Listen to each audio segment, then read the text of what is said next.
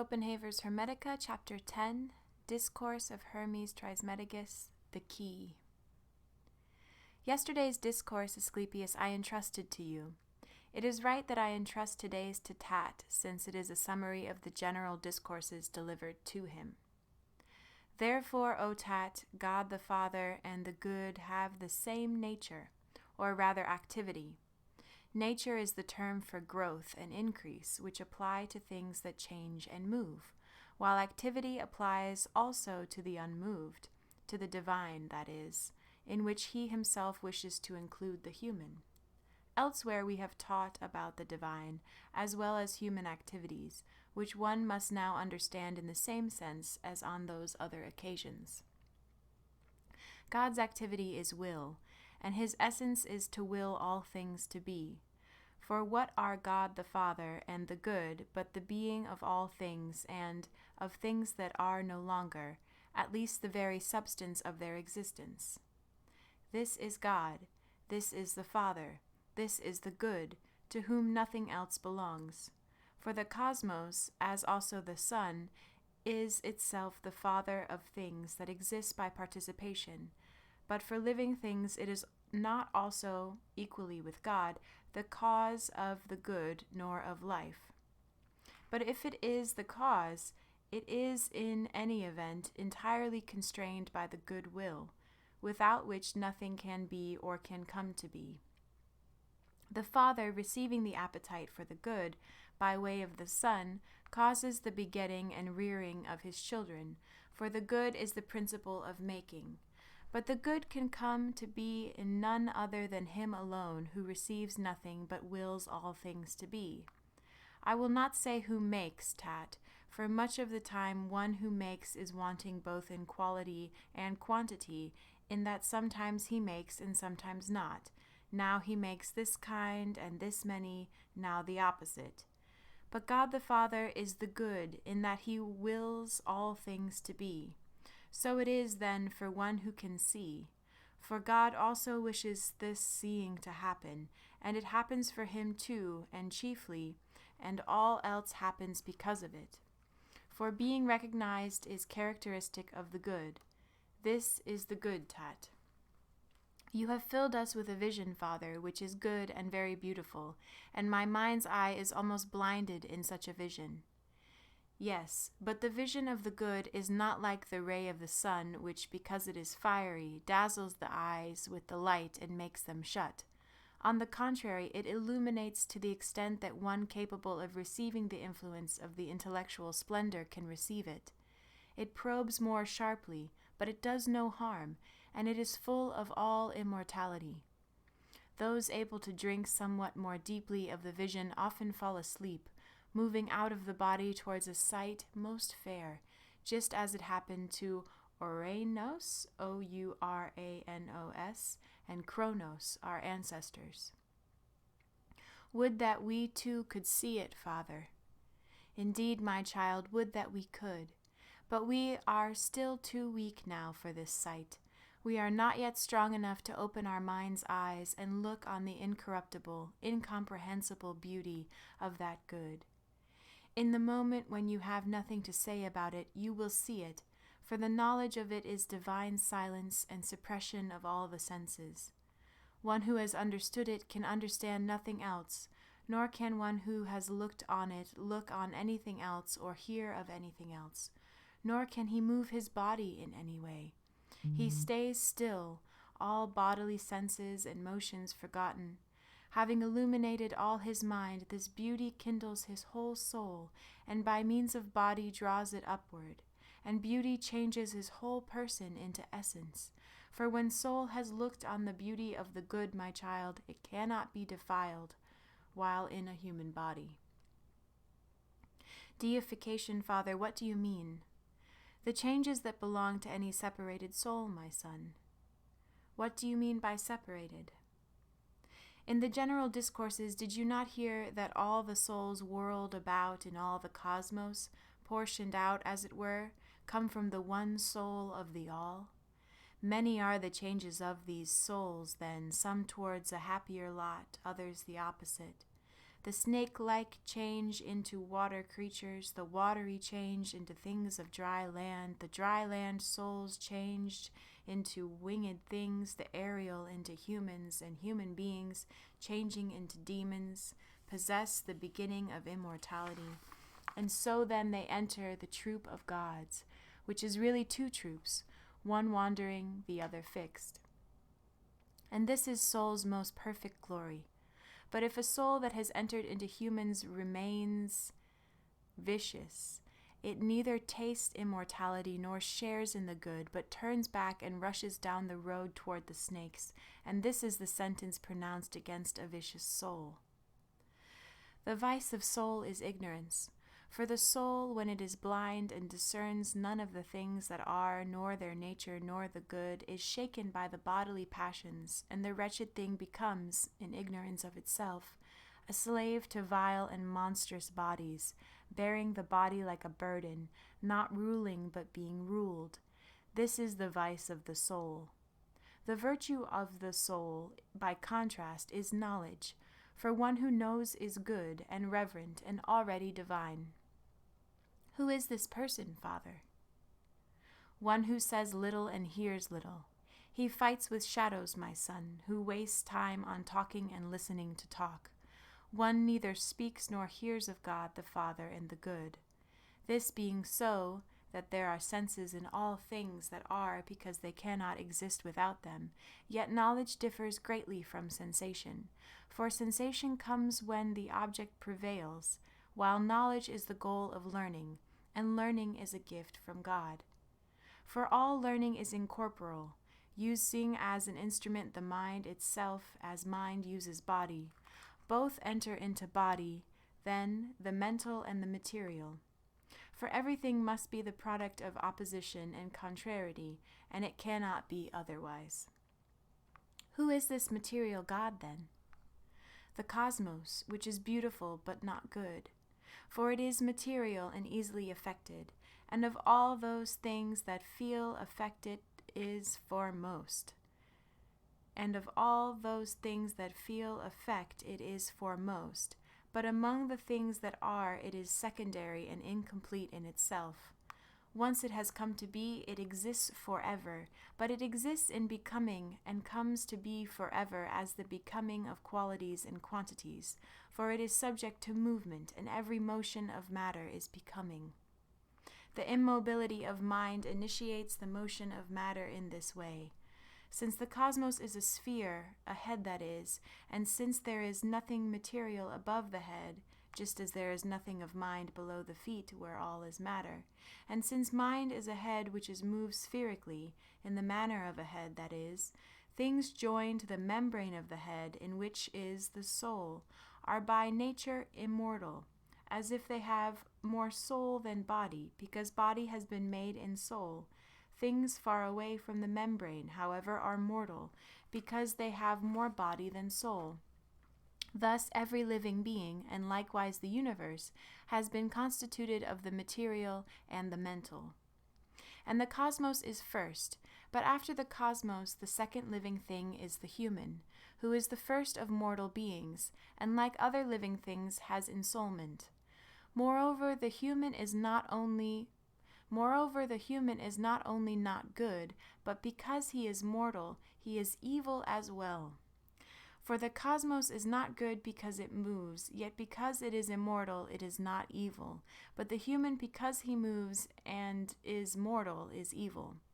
A human soul is carried in this way.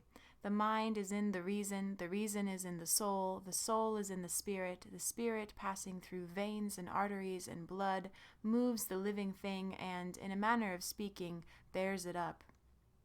Some hold, therefore, that the soul is blood, mistaking its nature and not seeing that the spirit must first be withdrawn into the soul, and then when the blood thickens and the veins and the arteries are emptied, this destroys the living thing, and this is the death of the body. All things departed from one beginning, but the beginning depends from the one and only, and the beginning moves so that it can again become a beginning. Only the one, however, stands still and does not move. There are these three, then, God the Father and the good, the cosmos, and the human. And God holds the cosmos, but the cosmos holds the human. And the cosmos becomes the son of God, but the human becomes the son of the cosmos, a grandson, as it were. For God does not ignore mankind. On the contrary, he recognizes him fully and wishes to be recognized.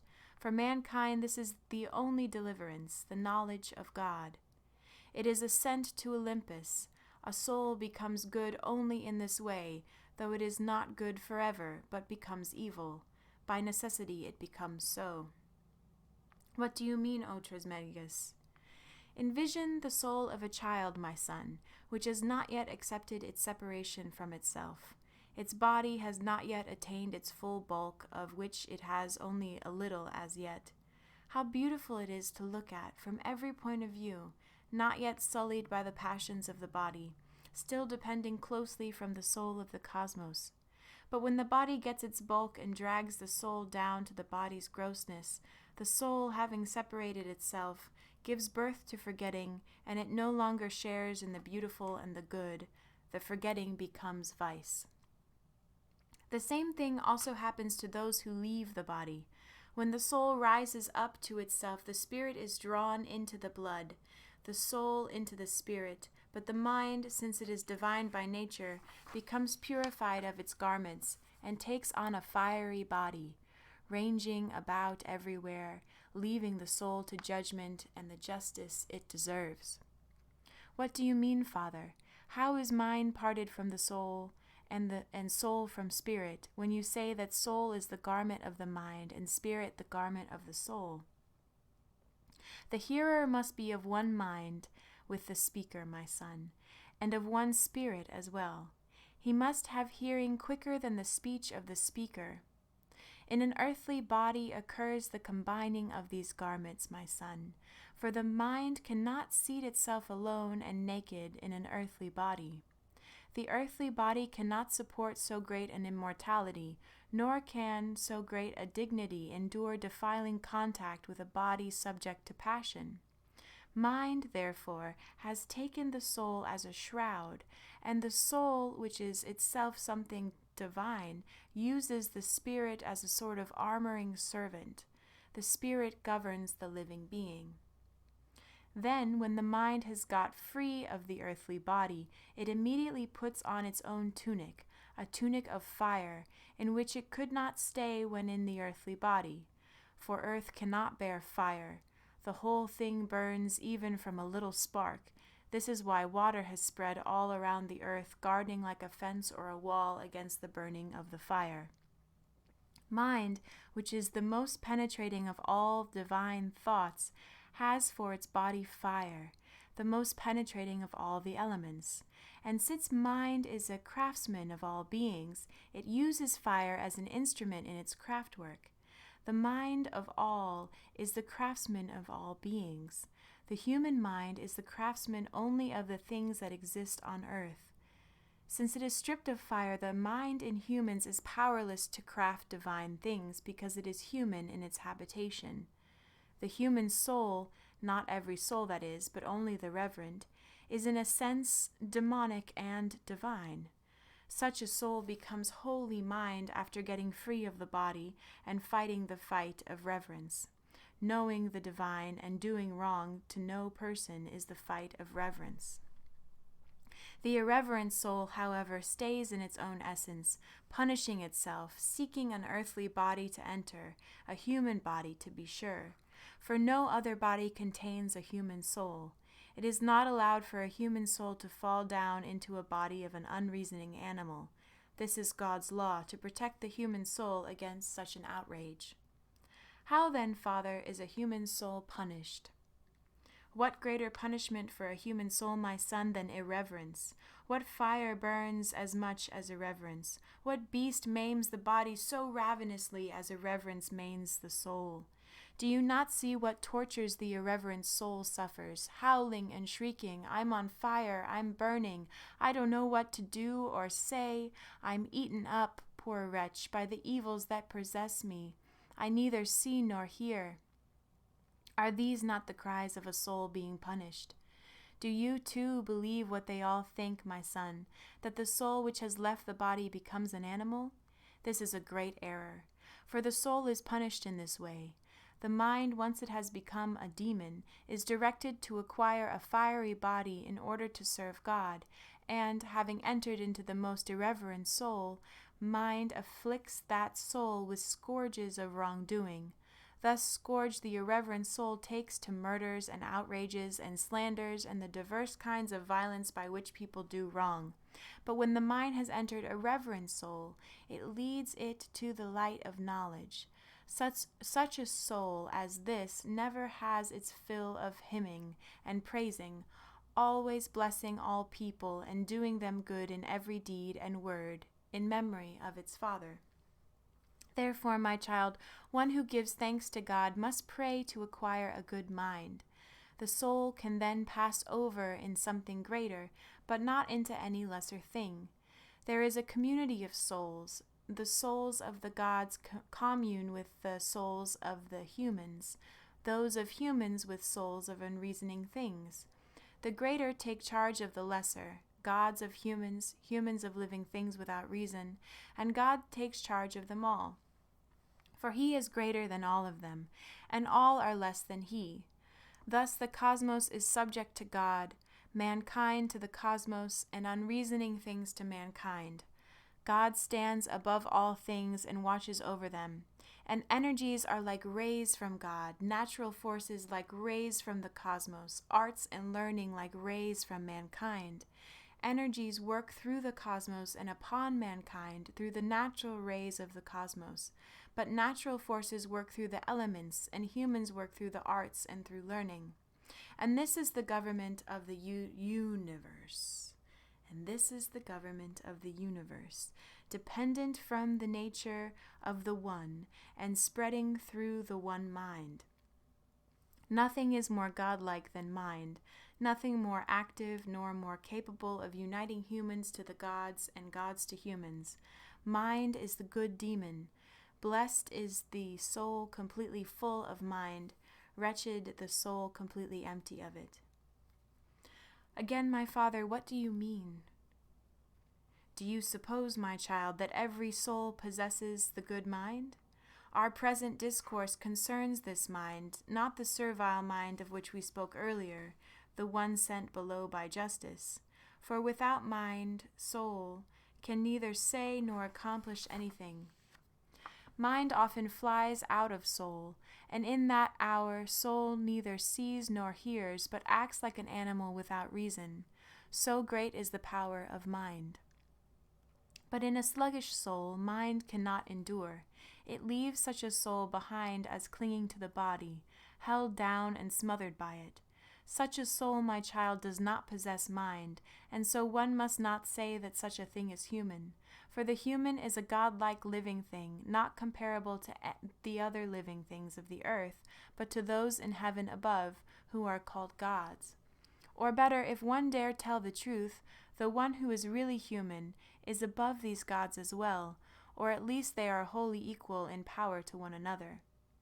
For none of the heavenly gods will go down to earth, leaving behind the bounds of heaven, yet the human rises up to heaven, and takes its measure and knows what is in its heights and its depths, and he understands all else exactly, and, greater than all this, he comes to be on high without leaving earth behind, so enormous is his range. Therefore, we must dare to say that the human on earth is a mortal god, but that God in heaven is an immortal human. Through these two, then, the cosmos and human, all things exist, but they all exist by action of the one. End of chapter 10.